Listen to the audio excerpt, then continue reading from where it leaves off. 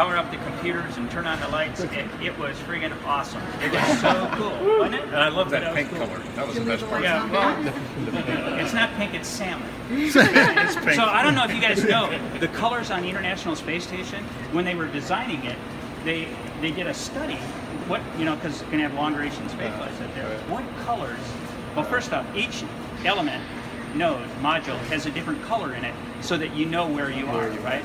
And node 1, it was salmon, was the accent color. White was salmon, okay? And pink. And but the reason they picked the colors that they did this study and what are soothing colors, and they looked at institutions that confine people. And there's an actual study that was done to choose the colors for the International Space Station. I mean, And salmon was the most common. Isn't it? What? The International Space Station. Confines people? Yeah, which is okay because you don't want to be loose on it. Yeah. It protects you. Absolutely. All right. Well, you guys enjoy your tour. A lot of neat hardware. What were your first thoughts when you went in? Were you afraid? Were you worried? Were you No. concerned? Oh, Did you look at everything? I'll give you two first thoughts. When we we spent hours in here testing software. Right. The original plan for the space station was ship and shoot.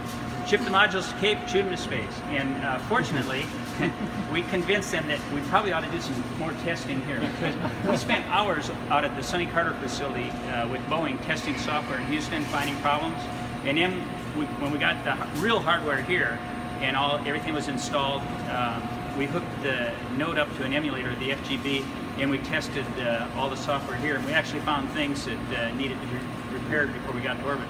So Not just software, hardware things. Too. Yeah. absolutely, a lot of hardware changes. I remember that. But so when we got on orbit and we had a IBM 760 XD laptop on the flight deck, flight deck, hooked up PCMMU to the station, and when we sent the commands, Sergei Krikalev and I, to power up the space station, and it actually worked. Wow, never seen that before. Everything worked exactly like it was supposed to. We've got somewhere else to go, right? And then when it came time to go in, everybody kept asking, who's going to be the first one in? And I wouldn't tell anybody. I didn't even tell the crew. And Jerry was helping me open the hatches. And when it came time to enter, I said, Sergei, get up here. And I grabbed him. And so every hatch that we went through, Sergei and I entered side by side because I didn't want a first person in there. We were an international crew, and I felt we ought to enter as it was an international space station, and we ought to enter as an international crew.